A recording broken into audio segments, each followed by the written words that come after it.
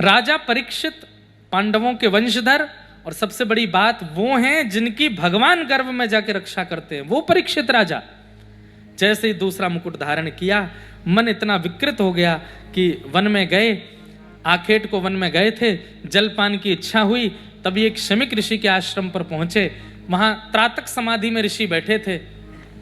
समाधि में व्यक्ति बैठा होता है तो उसे पता नहीं चलता कौन क्या कह गया, क्या कर गया। तभी राजा परीक्षित ने कहा, ऋषिवर, आपके द्वार पर एक छत्र सम्राट चक्रवर्ती राजा परीक्षित खड़ा है। स्वयं ही बोल रहे हैं अपनी बात।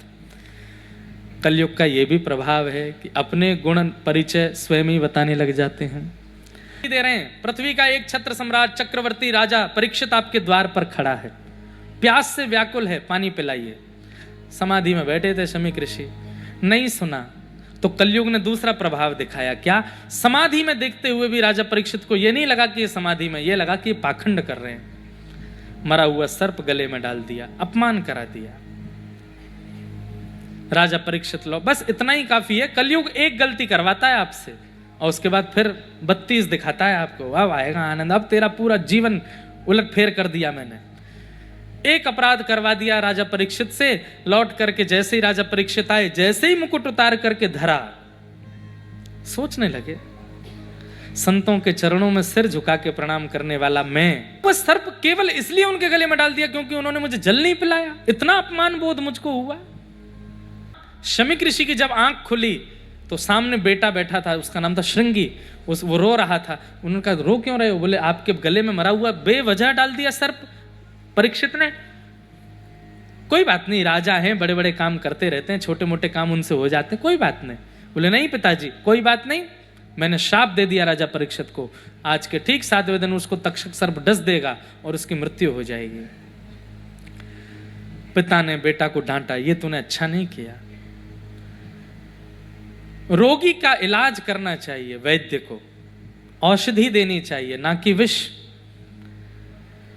अगर कोई व्यक्ति संत है, कोई व्यक्ति साधु है, कोई व्यक्ति कथा वक्ता है, कोई व्यक्ति वैष्णव है, तो एक प्रकार का वो वैद्य है। उसका अधिकार है कि सामने वाले के रोग को दूर करने वाली औषधि देवे, ना कि विष दे करके उसको ही खत्म कर दे।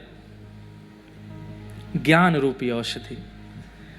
राजा को समझाना चाहिए था, तुमने तो सीधा उसको श्राप दे दिया।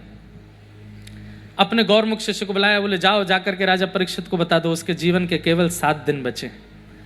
और यहाँ गौरमुख शिष्य ने जाकर के जैसे ही राजा परीक्षित को बताया कि आपके जीवन के केवल 7 दिन बचे हैं, अपनी मुक्ति का उपाय खोज लीजिए।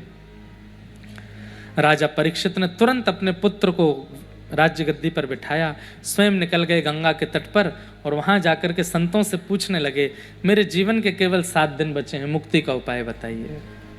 सब ऋषियों ने अनेक अनेक बातें बताई, लेकिन कोई भी प्रमाण नहीं दे पाया कि इससे तुम्हारी मुक्ति होगी।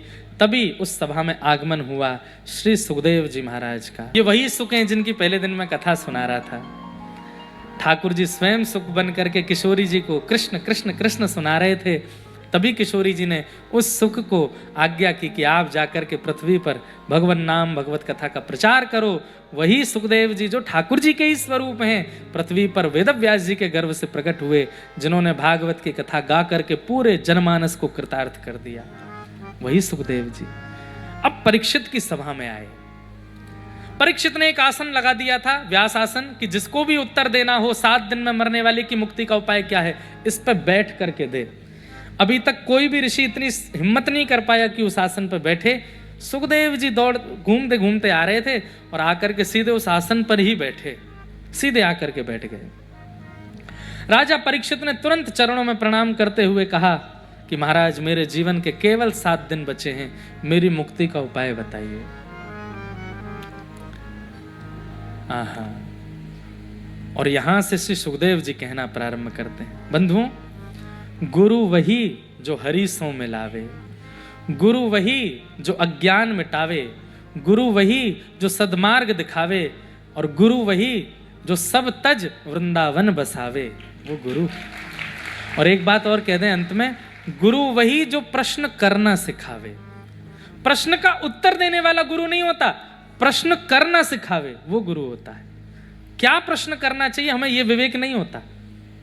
मेरे पास बहुत प्रश्न आते हैं, कई प्रश्न ऐसे होते हैं कि इसका मैं क्या उत्तर दूं। अब प्रश्न करना कैसा प्रश्न होना चाहिए? सुनिए, सुनने वाले को भी कुछ मिले, उसको तो मिलेगा ही, पर सुनाने वाले को भी कुछ मिले, प्रश्नकर्ता को भी कुछ मिले, उत्तरकर्ता को भी कुछ मिले, और जो खाली बैठे सुन रहे हैं उनको भी कुछ मिले। ऐसा प्रश्न होना चाहिए।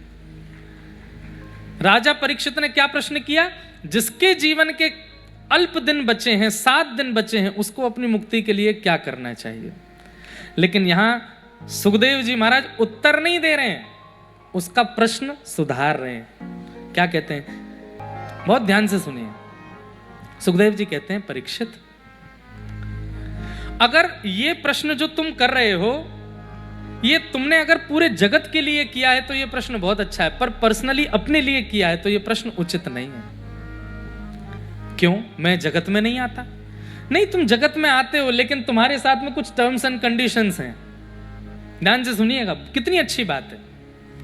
राजन, अगर जल्दी मरने वाले की मुक्ति का उपाय तुम पूरे विश्व के लिए पूछ रहे हो कि विश्व में कोई जल्दी मरने वाला हो तो वो क्या करे, तो ये प्रश्न अच्छा है। पर तुम अगर पूछ रहे हो तो ये अच्छा नहीं है।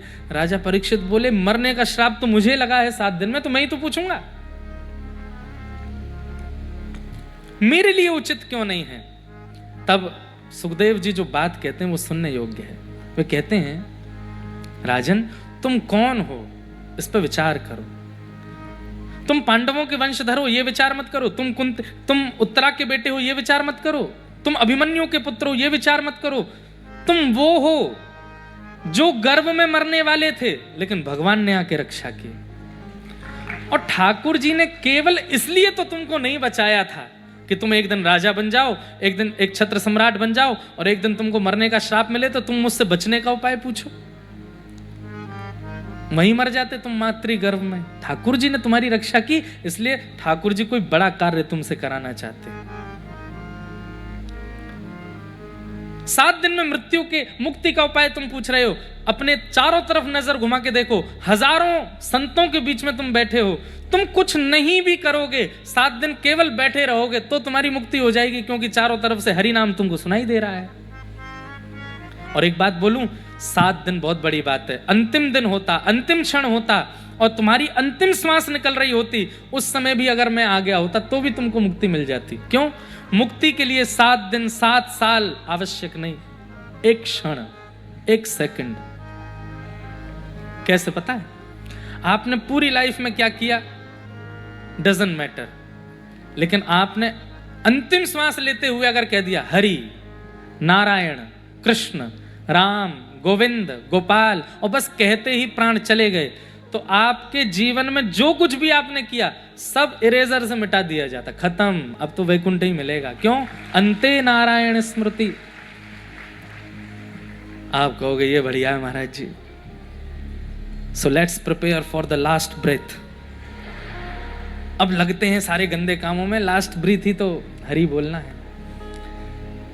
जन्म जन्म मुनि यतन कराही, क्या अंत राम कही आवत नाही। दुनिया में अगर सबसे कठिन कुछ है तो वो अंतिम श्वास में राम का नाम याद आना, वही नहीं आता।